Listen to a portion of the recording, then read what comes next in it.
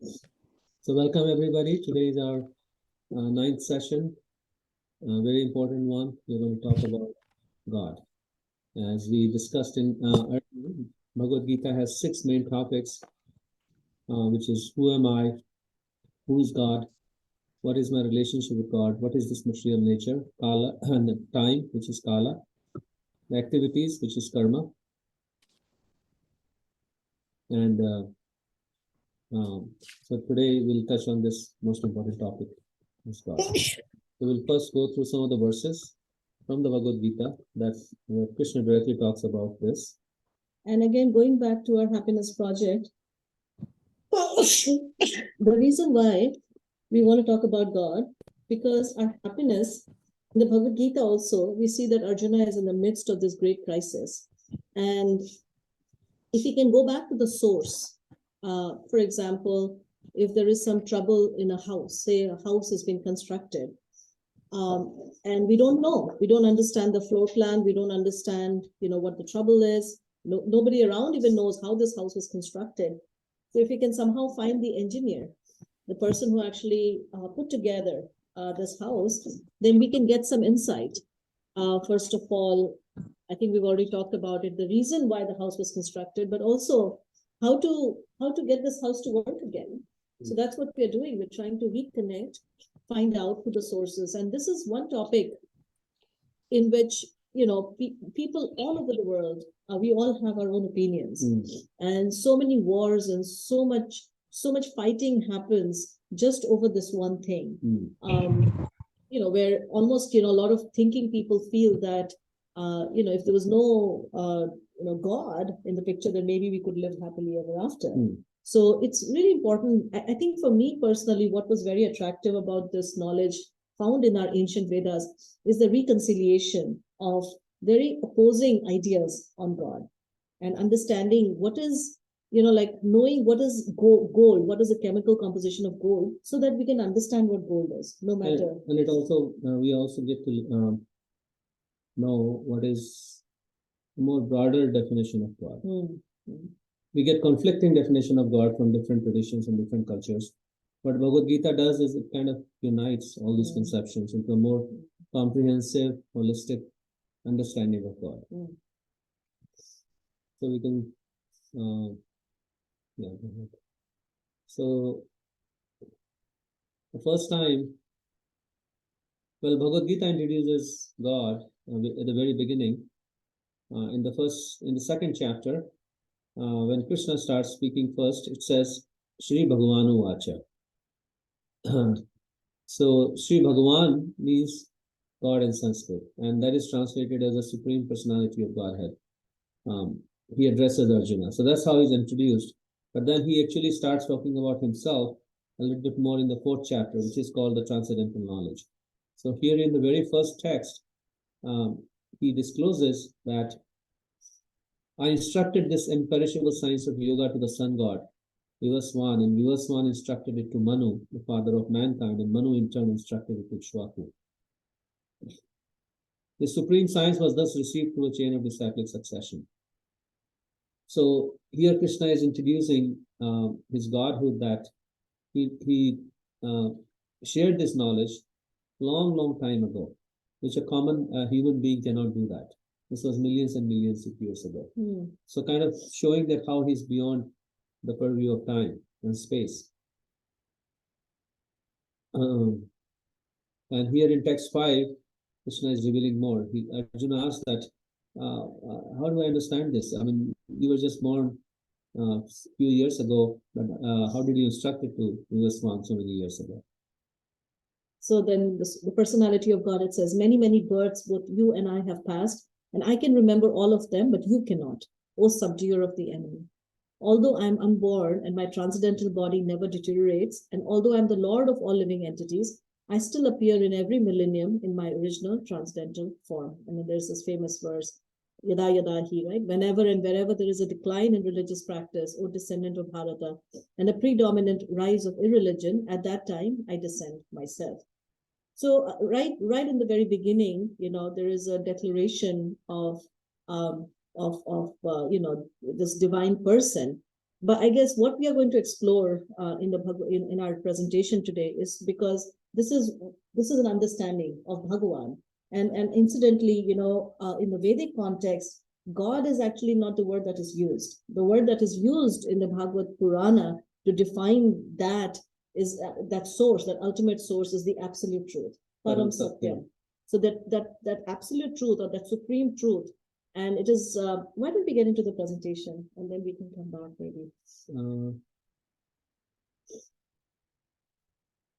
Because this kind of gets into the detail. Okay. Yeah, let's first look at it from a macro perspective and then we can.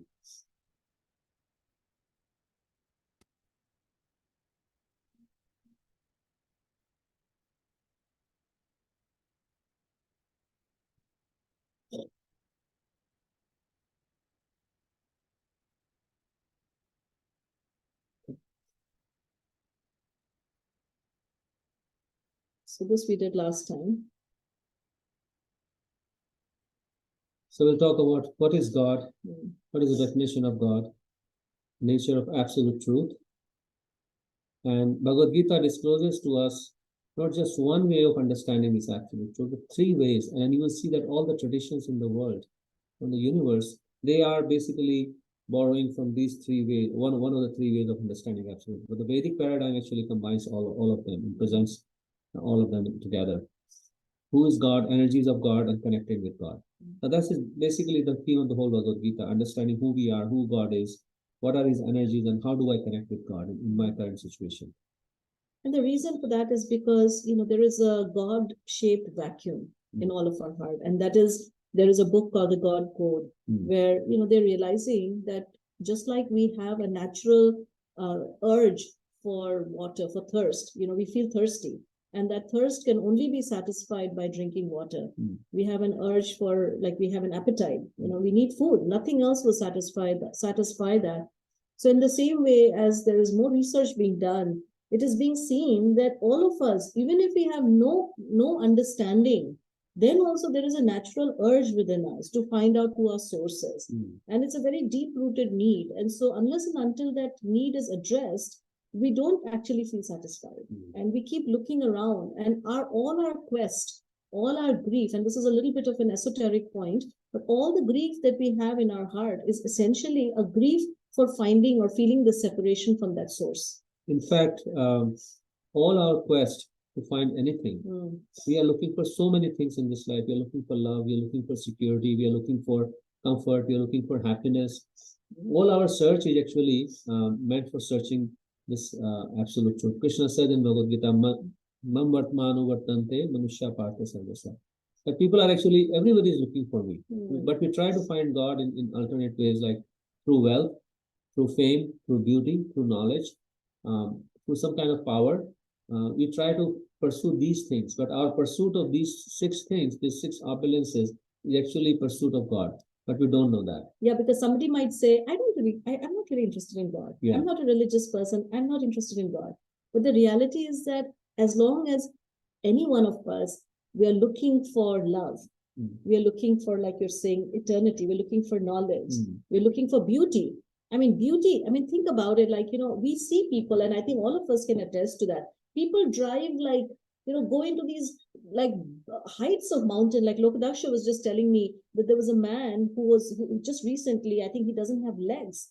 And I think he has, his legs are amputated. And his legs are amputated above knee, which makes it even more difficult, because if you don't have knee, you can't even bend your legs. But this guy with artificial legs, he actually climbed Mount Everest recently. And such an achievement. So we are looking to get somewhere. We're getting to look, and we have a desire to go and look at the beauty. Yeah. Right? And all of us, we want that. So why are our eyes so thirsty to see something beautiful? Why are our ears hankering to hear something beautiful? Right? Our tongue is always constantly looking for something pleasurable. It's called rasa. In Sanskrit, the word is rasa. Rasa means we are all looking for some pleasure. So that pleasure principle is actually looking for the source of all pleasure, because that little drops of pleasure doesn't satisfy us. So this understanding of God is really key to understanding our own quest for happiness. So it's not a religious pursuit. Trying to pursue God is actually pursuit of every living entity. Even an ant is actually looking for God. Even an insect is looking for God because they are trying to find some happiness, some nourishment, some sustenance from somewhere. And that is the natural calling of every soul. And the way the ant searches, right? You put a drop of a grain of sugar in some corner, and the ant somehow will find its way. Yeah. And then, as soon as it finds its way, then you see a long train of ants all going in that same direction, because there is a great need in each of us to look and identify and reconnect with that source. So this perennial search for our source, and you see that even in tribal communities, where if they don't have any understanding, then they look at the sun or the moon or the mountains, and we have a desire to connect with a higher power greater than ourselves. So maybe we can watch this. I don't know. Yes. I think it'll be nice, but I think we may have to reshare. No, I did that. Oh, you did that? We always forget about it. Okay. Okay, so let's watch this. I think this will be a nice. This is. We have two. There are two of them. There are two of them. This is Monsieur.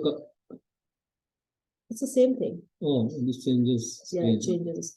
Go ahead. Monsieur Kaku is actually a very scientist had a name. His name was Albert Einstein. And that book that was on his desk the day he died, containing his unfinished manuscript, was called the Unified Field Theory, the theory of everything. He wanted an equation no more than 1 inch long, perhaps, that would allow him to, quote, read the mind of God. So I said to myself, I want to be part of this great journey. I want to be part of this great. So anyways, this has been a long quest of all the scientists to find a unified field theory, which means we have these laws of physics, like laws of electromagnetic theory, law of gravity, law of forces inside an atom, law of cosmological forces. All these different forces, they are kind of almost working independently, and nobody has been able to find a theory, a unified field theory that can combine all these laws, explain it through one equation. That was the pursuit of Einstein. So in one sense, we can see that he was actually wanting to look into the mind of God, or rather capture God in an equation. This was his pursuit. And so we can see that how everybody is actually looking for him. Yeah, because even the pursuit of these great scientists, they spend years and years just trying to understand what's in an atom, or in his case, like trying to find a theory that explains everything. That is, if you go past the just the externals, it is really this deep quest to know where we have come from. And somebody was saying that they're smashing the atom in a particle accelerator. Smash open the atom and maybe I'll find God there. I think we'll skip this. So now, this is again another way. This is actually a movie, American Gods, and I think it's based on a book. Yeah. Where they say that the gods in the past have been replaced with gods of the current modern times. The Hollywood stars. The sports stars. The sports stars, and and the pursuit of great wealth, and we see that these we can actually. Hey friends, Chastity here. We can never truly replace. I mean, and we can see that, there are, I mean, this is, whatever. Well, in India, there's a temple of Amitabh Bachchan. People are actually looking for God in some human being. Yeah.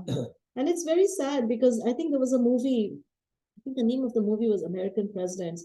And I think there's a very famous dialogue there between this president and his assistant. And he says that people are so thirsty that when they go to the desert and they do not find water, they will actually drink the sand. And I think it's the president who responds by saying that the reason why they go to the desert and drink the sand is not just because they're thirsty, but because they do not know the difference between the two. So our one of our biggest challenges is that we don't even know the difference between sand and water. And we don't know what is God. So when we don't know who God is, then anybody who comes and who has any opulence of any kind, we immediately think, oh, this must be God.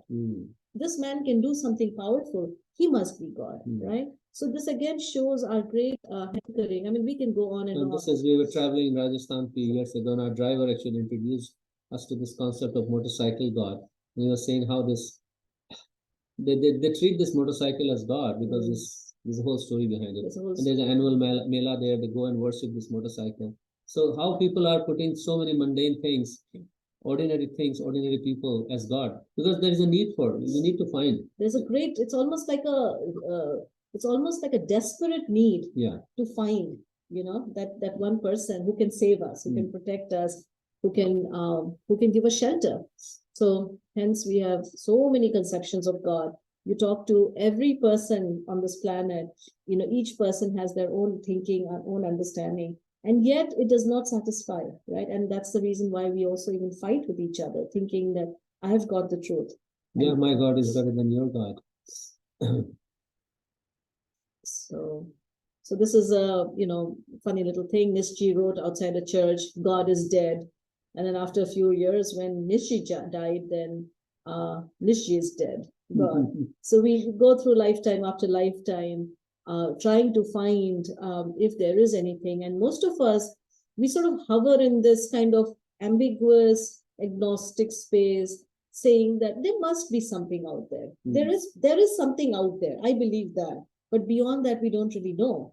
So the problem with that kind of non-scientific understanding of God is that as soon as there is one storm or even a slight weather change, then that understanding, that lack of proper understanding will just completely crumble.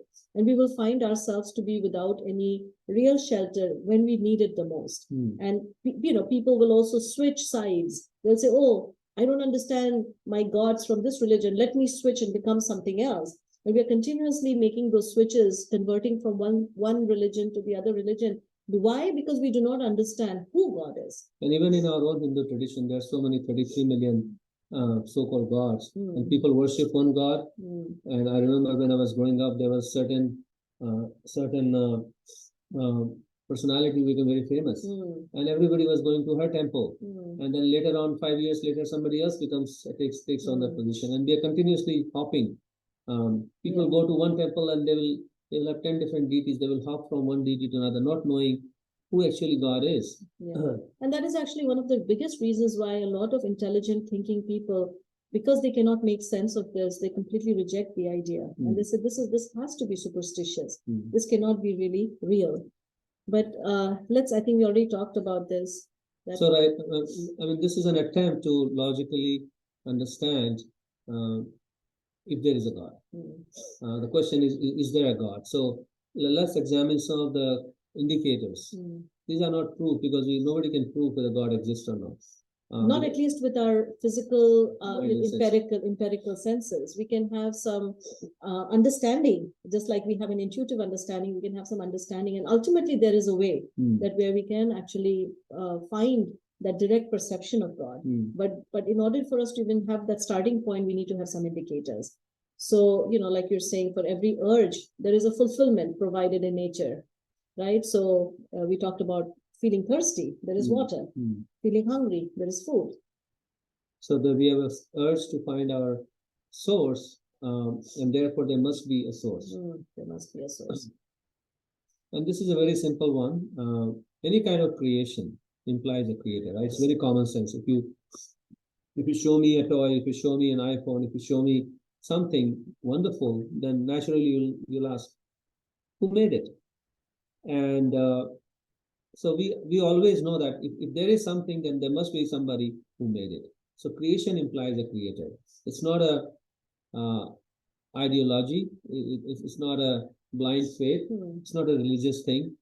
But it's a common sense. Creation implies creator. Just like Newton. Yeah. There's this famous story of Newton where he had a friend who just would not accept that creation could imply a creator. So he would always challenge Newton. And so one day, Newton actually he came to Newton's house, and on his coffee table, there was a model of the solar system, which was functional. So you could actually, turn the lever and then, the planets would move. So this friend, he said, where did you get this from? And Newton said, oh, just came out of nowhere. And he said, come on, don't kid with me. Just please tell me who made this amazing thing.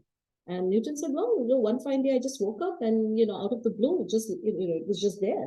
So that finally, when he insists, then Newton says that why is it that you're willing to accept that this whole cosmos came out of nowhere, Hmm. or it just is. But the model, this is a model of that original, cosmos. You're not willing to accept that this model could come out of nowhere. Yeah, that's the, and probably still the prodigal was not convinced. Um, this is another common sense reasoning that laws imply a lawmaker. So whenever we see any kind of law, like traffic laws, when we're driving, the law in this, the tax laws, any kind of criminal law, civil law, there's so many laws, landlord law, right? So every law, we know that there is a lawmaker behind it. Nothing works, and we never question it, right? But when we see so many laws in nature, doesn't that imply that there must be somebody making those laws? The laws that we are making, they constantly change. But then the laws that we see in the nature, they never change. They're always constant. So there must be somebody, we don't know, but doesn't it stand to reason that there is somebody? If I see a law, then there must be a lawmaker. We can talk about some of those laws, right? Those, like, there's a book called God the Evidence. Yeah. So In there's a famous book by a professor from George Washington University, God the Evidence, and I urge you guys to read it if possible, where he says that there's so many these precise laws in nature, and so many universal constants, like the force between proton and neutron, and the force of gravity, and any of these forces, if they were tinkered or changed, even like 10 to the power minus 15, which is like, there's hardly anything. But even if those laws were changed even a little bit, then the whole universe would fall apart, or it would not even come into being. So these laws are so precisely interconnected. it's actually fine-tuned for existence. And that's fine-tuning means that there is a tuner. Yeah. Because like, I don't know if you guys, I'm sure many of you know this, right? That when you're trying to tune a radio channel, and it requires like such like delicate maneuvering of the dials, just so that you can tune into that particular channel. And like a watch, the watch doesn't work.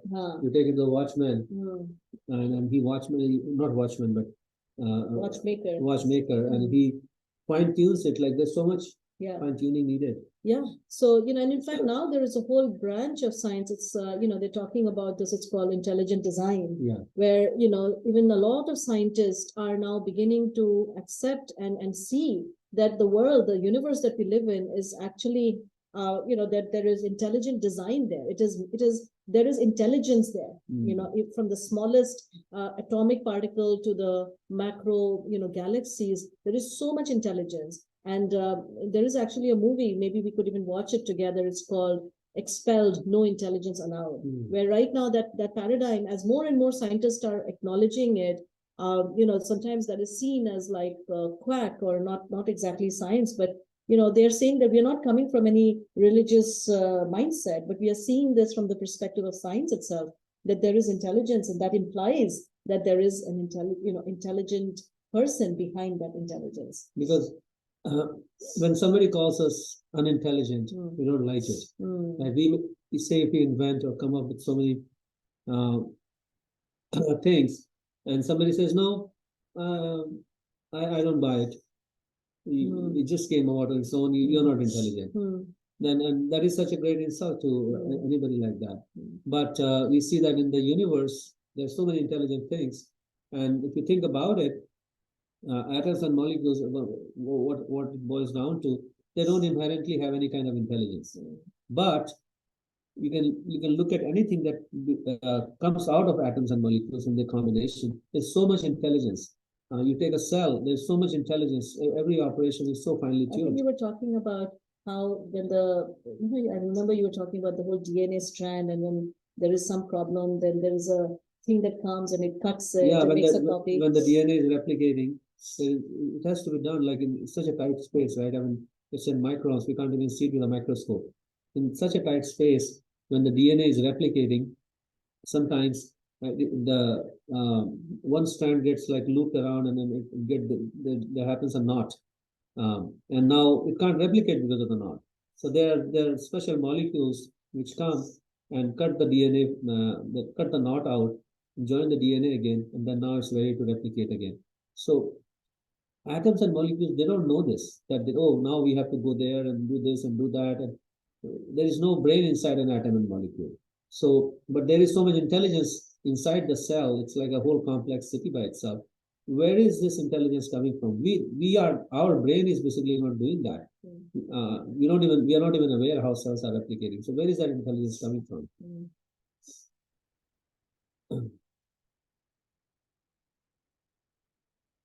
We already talked about that. Oh, this is nice. Let's watch this.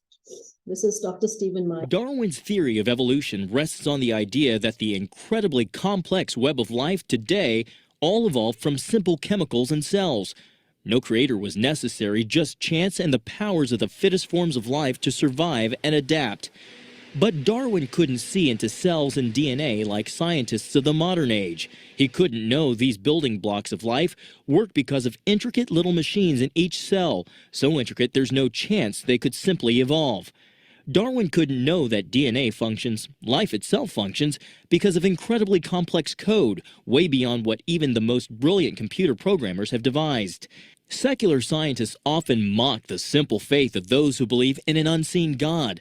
But statisticians say the odds are impossible this incredibly intricate, elegant code could ever just evolve. And thus it takes much more faith to believe in such chance than it does to believe an intelligent designer is behind this code at the core of all life. Science philosopher Stephen Meyer, in his book Signature in the Cell, lays out the evidence for such intelligent design, and he refutes the arguments that the theory of intelligent design is just religion and not true science. It's a battle at the very origin and meaning of life that the secular media rarely allow to break out into the open. John Jessup, CBN News. Well, Stephen Meyer joins us now. He's the director of the Center for Science and Culture at the Discovery Institute in Seattle, Washington. Stephen, it's great to have you here. It's nice to be with you. It's a real privilege.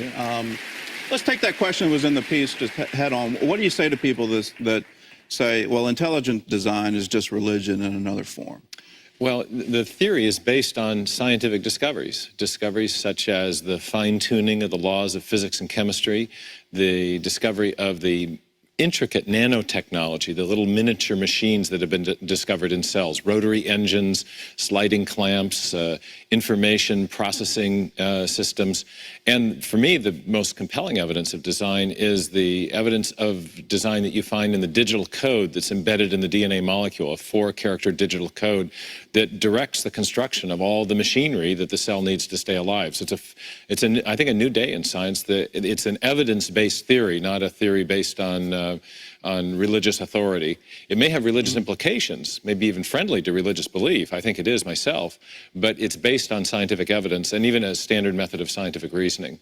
Well, let's just get your background. So, anyways, you can watch this. This is really interesting, actually. You can watch this. So I guess, what he's saying is that, there is a whole code kind of late. embedded. Where does it come from? So where does everything come from? And, sometimes when we don't understand, then we think that, it all comes from matter. That is the current paradigm. Or nature. Or nature, right? We say, oh, everything comes from nature. Laws of nature, they make everything happen. Yeah, there was a primordial soup, and then that primordial soup somehow got, lightning happened. I mean, there are all kinds of, that documentary is very interesting. So it's kind of like, suppose a scorpion lays her eggs in a bag of rice. And after some time, there are these tiny, scorpions that come out of that bag of rice. Then we may think, oh, the bag of rice has actually given birth to scorpions. But we know that that's not true because the eggs were laid in the bag of rice, hence the scorpions came out. So it is there's a lack of proper understanding of actually how life, what is the origin of life? The discussion on God is really a discussion on the origin of life. Because nobody has been able to create life. Even people who talked about this primordial soup and lightning striking the primordial soup, they have committed so many experiments, but they have not been able to even create. There are, I think, 44 or like certain number of amino acids which makes all the proteins. With that lightning and primordial soup, nobody has been able to create more than 4 or 5 amino acids. So what to speak of life, which is, they can't even build the building blocks. So how can you prove a theory which has no experimental evidence? It's like people talking say, oh, light just came from lightning and primordial soup is like these insects coming from the bag of rice. Bag of rice, yeah. Anyways, it goes on. I think we'll just skip all this. So now here is the interesting thing. The ancient Bhagavad Purana, they are very philosophically exalted body of knowledge, and they define, they don't just talk about, God, or they actually have a different term for that, and that's called the absolute truth, or Param Satyam. And it is defined as Janmade Yasya Yataha, which means that from which everything else emanates. So that is the definition of the absolute truth as given in the Vedas. Janma Adi Asya Yataha. So what does that mean? Oh, yeah. Well, Janma Adesha Yatha means everything emanates from him. Janma means the birth or source, creation. Adi means maintenance and destruction. So Janmadi means not just the source, but also the maintenance and the destruction, from whom all these three things come. That is the absolute truth. That is the foundational definition of absolute truth. So one subtle difference is that typically we think that there is God and He created everything. So our understanding is that everything is an emanation from God, which means that just like the sunshine is an emanation from the sun, so in the same way, all of this whole material energy that we see, everything, including ourselves, we are all emanations from that sun. And so the absolute truth includes the energy as well as the energetic. So the sunshine and the sun together constitutes the absolute truth.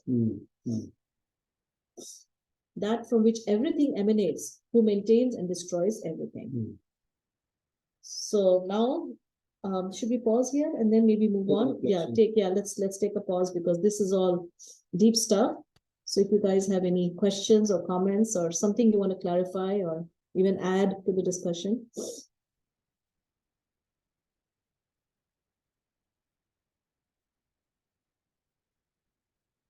Jyoti, what are your thoughts on this? Not really. I've been listening passively today. Yeah. Yeah, because my mind is, on your workshop today. Yeah. Yes. Sure. That's the reason. So I'm in a receptive mode and just listening. That's but nice. It's very intriguing. Discussion about God. Resonate at all? Am I muted? All right, thank you. Misha, go ahead. Now, my question is about, we talk about God and all, but there are a lot of these self-proclaimed gurus who say that they are the messengers of God, and a lot of people follow them. So what is the thought process? And if we believe in God, why are we going in that direction? What makes us go there? And a lot of people know. I think you have to mute. I think I'm just I think it is lack of knowledge. Just like we were describing, right? That when we don't know, like for example, if we want to get diamonds, we don't know what a diamond even looks like. So you go into the market and there are so many, fake diamond peddlers out there. And they'll all say, oh, buy this, get this, and you just pay your money, hard-earned money, and then you get cheated. So a lot of times, one of the reasons why, we fall for all of these different people proclaiming, people might say this is God, but most of the times, a lot of these fake peddlers, they proclaim themselves to be God. They'll say, I am God. Or their disciples will say, oh, this is God. He's done this. He cured this. He got this problem fixed. So it's a very... or I'll give me some money and I'll give you a mantra and you can become God. So there's so much of, because they're just like whenever there is a desire or a demand for something, then there are always people who will exploit that urge or that demand, and they will try to make some money out of it. So the term that is used in the Bhagavad Purana is the cheater and the cheated. Or the blind leading the blind. Or the blind leading the blind. And so the onus is really upon us. If I want to buy diamond, then it is a responsibility on me to first learn what is a diamond, how do you identify a real diamond from a fake diamond, And then when we go out, we want to make sure that the person who's trying to give us a diamond, does he even know himself? Is he giving us a true diamond or not? And whether it's okay for me to pay the price for it. Also, we want it cheap. We want it cheap, I guess, without doing any work ourselves, and then that's what we get. There's a saying in Hindi, right? Sasta roye 100 baar, mahanga roye 1 baar. So, like a person who wants something cheap, they will cry 100 times, and person who pays the right price, they just cry once. So, thought I had. Anyways, people are looking for but the fact is that people are looking for something. That is the bottom line. That is the bottom line. So Krishna spends a lot of time addressing the same question, that who is a genuine giver of knowledge, who is a genuine guru, and how to identify a genuine guru. He gives detailed symptoms to Arjuna. Arjuna asks this question 3-4 times, and Krishna answers in different ways to help us to not get cheated. So we have to find who to get the real knowledge from, because of course God is not standing before us, so we can get knowledge from him directly. But his book is there. But even despite the book, we need a living person to give us the right knowledge. And how do we identify the right person? We consult Bhagavad Gita, which gives us detailed, practical symptoms of we ask such questions. and we ask questions. I think blind faith, just covering our eyes just because a person is charismatic, because a person is very popular, because a person, walks with a swag, or because, he has a beard, long beard, and then long hair, and the way he swings his head, the way he speaks. Yeah, those are not the criteria for a teacher. So we have to know where to get knowledge. Just like when we travel sometimes, you want to make sure that the bottled water that you're drinking is actually purified, really purified water. It's not just water that has been packaged from some, So this responsibility falls on us. And that's why we try to enter into the world of knowledge. We try to gather knowledge from the right sources. These ancient books, they're meant to actually guide us so that we don't get lost in this kind of world of make-believe. And also the other part of it is that what are we looking for? That's also another big part of it. Like sometimes all people are looking for is that, oh, my child is sick, I can go to this guru, he can, do something, he can cure my child. So if that's what we are looking for, then that's what we will get. But when you get to a place where none of this is of interest to me, I'm not looking for cheap stuff, I'm looking for the real stuff, then the doors will open. Yeah. As long as we want cheap stuff, as long as we want to just be comfortable in this material world, increase our power, stature, fame, and then Krishna says, that's what I will give you. And you'll get cheated again and again. So the problem is not these fake gurus, the problem is the followers of these fake gurus. I don't know. Yeah, go ahead, Nisha. Yeah, good question. No, that's very nicely explained. Thank you. Yeah, it's and especially in India, it is like for both of us. I think that was always a big part of it, because you get to see a whole, like, the plurality of religious experience in India is so vast. It's sometimes very difficult to make sense of it. I mean, you have the yogis in the Himalayas, and they can perform all these different mystic perfections, powers, and a lot of people just think, oh, mystic perfection means that if someone can display mystic perfections, that means he's God. It's a very, very common thing. He can produce some ashes. He can produce some float on the ground, float above the ground or whatever. But those are just another form of material powers that, just like in today's time, you have the internet. This is a kind of siddhi. This whole ability to look at each other and interact over a Zoom call. This is a kind of a siddhi. If this is gross technology, in the Vedic text, there is a lot of discussion of subtle technology, but that is still material. It's not spiritual. So we have to understand what is what, and that comes from knowledge. Do you have any thoughts? Yes, yeah, go ahead. No, I was just thinking, listening to you, when it comes to yogis, like some of them claim that they have the power to heal. Yeah. Right? Yes. And that kind of fools people, and many people go after them for this kind of healing. And if you look at it, even Jesus went into all these miracle healing. people who couldn't walk walked, and people who couldn't see could, gain vision. And this kind of a thing is part of the Christian culture even today. Yes. Like Yes. they say, yes, miracle healing happens. Yeah.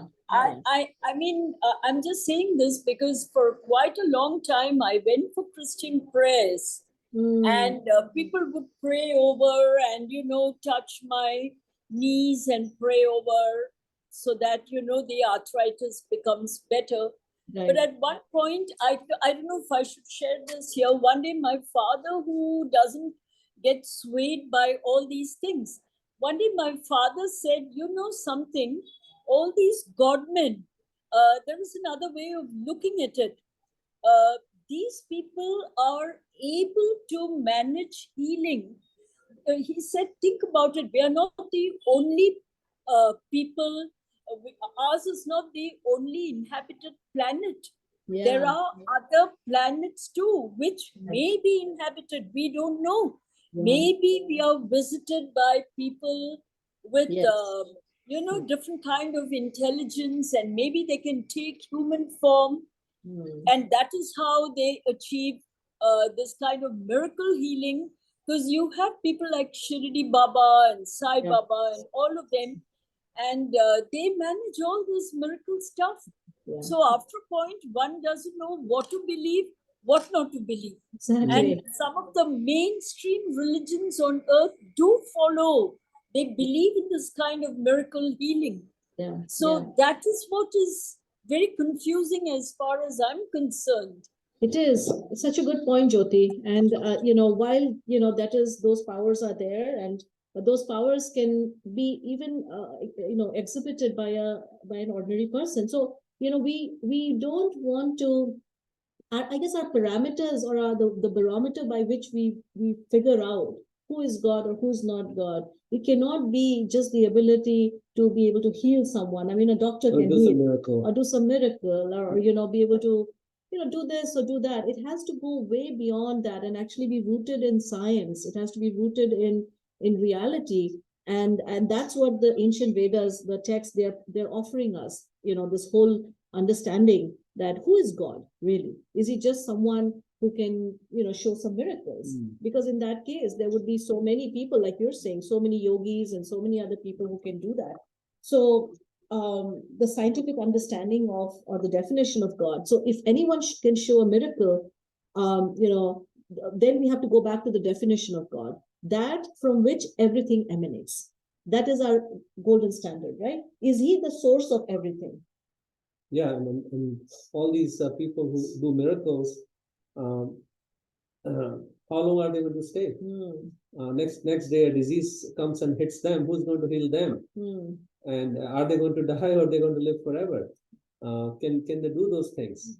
And a true guru does not walk around showing his magic. A true guru, and that's another thing that comes out as we read the Bhagavad Gita. A true guru is someone who shares knowledge. Krishna describes Tadvidi pranipatena pariprashnena sevaya. That you can go and you can inquire from him, and he can transmit that knowledge so that you yourself can apply that knowledge and experience pratyakshava gamam. You yourself can have direct self-perception. So it is not just that I can just go to somebody who's bigger than me. He can just touch his hand on my head, and suddenly there's an electric current, and then I'm suddenly charged. This is not an instant, overnight, salvation. This is a process of taking that knowledge, applying it on ourselves, seeing the self-transformation. So it's much more rooted in reality rather than just some. Yeah, and even like personality like Jesus, he was a true messenger of God, and sometimes he exhibited these miracles just to create some faith in these people who had no faith in God. But he himself never claimed that I am God. Many times you'll see these gurus, the fake gurus, they will do those miracles to convince their followers that they are God themselves, and that creates a havoc in the society. And then on the side, you hear about them, having relationships with young. So the whole thing is just. But I guess this is why it's actually even more important for us to really know what is what. So I don't know if anybody else, Matt or. Yeah, excuse me. I was just eating a little bit of food, but I like that you guys brought up the Nietzsche quote, God is dead. I'm pretty sure he was kind of questioning science's role. Like people were getting very into science at that time, materialism, and kind of suggesting that there is no God and heading in like an atheist direction. So I don't think he was necessarily celebrating that God is dead like it's a good thing. Mm, I think what he was saying was you have to be really careful if you're going to kill God, if you're going to erase God from your life. I think he was cautioning people against the kind of narcissistic view that they themselves become God. mm, So, yeah, it kind of ties into the conversation that you guys are having right now about people claiming to be God or just people being very selfish and narcissistic in general. very nice, very nice. It's Paul. good to know this side of it. Yeah, yeah, and it's true, it leads to so much of narcissism. And there is a tendency in modern times, for us to look at different people and say, oh, this person is God. But ultimately, we all. Ultimately, in this material world, we are all trying to be gods. So what we do is that when we are not able to, we know that I can't become God myself, then we try to take help from somebody who is a little bit higher than us. And then think, oh, if I cling on to this person, tie myself to this person, then I'll rise up to the next level. And this quest for this fake gurus continues, using them as steps tools to keep climbing up. So I have a question. Yes, Amitabh. See, many, let me not speak for anybody else. So let's say I believe in God without having to answer all these questions that there is a law, then there should be lawmaker and all that. So it is just, there in the mind, maybe right from the childhood, that there is God and the belief in God is there. But is this really a belief, or is it, when there is nobody is questioning, if I'm not questioning about the existence of God, so is it still a belief, or there has to be a reason behind the belief? Yeah, that's very good, Amitabh. Thank you for bringing this up. There's something called inherent faith in God, and but what happens is that the reasoning we are presenting, because this reasoning allows us to come closer to God. So when I see this creation, and when I see like creation implies creator, right? So I have this implicit faith, as you are saying. Some people have that implicit faith. But when we get this knowledge that how God creates everything so meticulously, and how he leaves his fingerprint in every single thing in this creation, then we are able to feel the proximity with God much more than just having this faith. Okay, Krishna is going to respond to that faith. That faith is absolutely very priceless.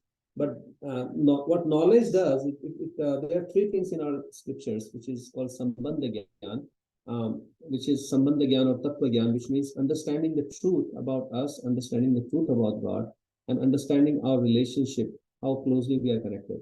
So now in Bhagavad Gita, Krishna spends a lot of time giving this reasoning or giving us the facts. So this knowledge actually fortifies this faith, inherent faith, and keeps it, insulates it from getting disintegrated when things don't go our way in life. Because a lot of people, they lose their faith. They may have this inherent faith, but when things don't go their way, they lose this faith. When somebody loved one dies, or the child gets a really bad disease, and then they start questioning the very existence of God. It may happen to us also. We may go through some really crisis of faith. But when this knowledge is there, this knowledge actually protects us from just losing that faith. Rather, it helps us to grow that faith and grow our affinity for God. Very nice. I think I really appreciate the point that you're making, that there is natural, that's called Adav Shraddha, which means that this is a natural implicit faith. The reason why all of you guys come every day and you're trying is because there is this natural faith, but that faith needs to be fortified. It needs to be nurtured. It needs to be watered.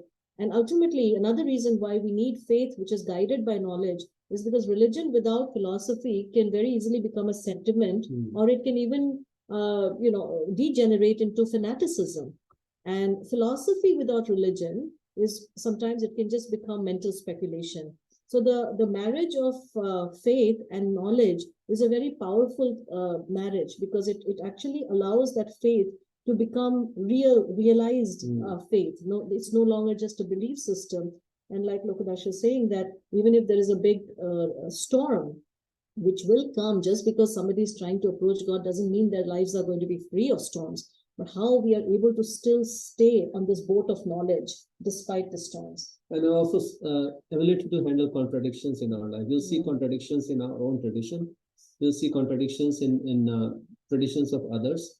How to reconcile so many contradictions. I think that the final one is, which is I think the most important thing, is that this knowledge becomes a container in which you can pass on this faith to the next generation, and you can pass it on to others. Because even when we are trying to raise children, they're going to, just our own simple faith is not enough for us to be able to transmit it to someone else, right? Yeah. So you need that. Like the 4th chapter of Bhagavad Gita has a beautiful discussion about this whole, the purpose of knowledge. And Krishna says, like in the 9th verse of 4th chapter, Janma karma cha me divam evam yo veti tatvataha. Tatvata means like scrutinizingly. Krishna doesn't want us to just believe in him. Just, okay, I have faith, blindly, just have blind faith. He says, and try to understand me. I mean, of course, we cannot fully understand God ever, but to the best of your ability, try to understand me scrutinizingly. Tatvataha. And then later on he says, and this knowledge, this boat of knowledge, this knowledge is like a boat that can take you across this ocean of ignorance. He also describes it, this knowledge is like a forest fire that can destroy heaps and heaps of our misconceptions and doubts. There's a whole discussion between doubt. Without knowledge and reasoning, what happens is doubts will creep up, and then they will start consuming like a termite. They will start eating at our faith. So there's so many reasons why we need some amount of reasoning and some amount of knowledge. Also, faith finds a track on which the faith can run on. You know, so knowledge acts as like the railway tracks, and then our faith has a way of expressing itself. And the other thing that knowledge does, it allows us to get into a proper practice. Because after Sambandha Gyan, after I realize my relationship, now what? Okay, I have faith in God, and then do I just stay there and not do anything about it? It's just like a patient finds out what my treatment is, but he doesn't do anything about the practice of, does the treatment himself. So what knowledge does, it compels us to, it motivates us to do the practice. Okay, now I know what my problem is. Now let me do these steps in a disciplined way, so I can fully revive my relationship with God. That's called avideya. And then for that we need knowledge and some amount of reasoning. So I hope that helps. Yeah. Thank you so much. I don't know if there's a time. Yeah, we can end here, and we'll continue. We don't want to rush through this topic because it's such an important topic. Now, next week, we can talk about 3 ways of understanding the absolute truth. And this is a very important point, because here we will see how people are constantly fighting over different ways, just like a blind man, 6 blind men and an elephant, right? Everyone's trying to look at it through one lens and thinking this is it. But the Vedic texts, they're amazing. They're unbelievable, because they reconcile all these different ways of looking at God. And there's no argument or fighting or conflict around it. There is a reconciliation of these different ways of understanding the absolute truth. So we'll do that next time.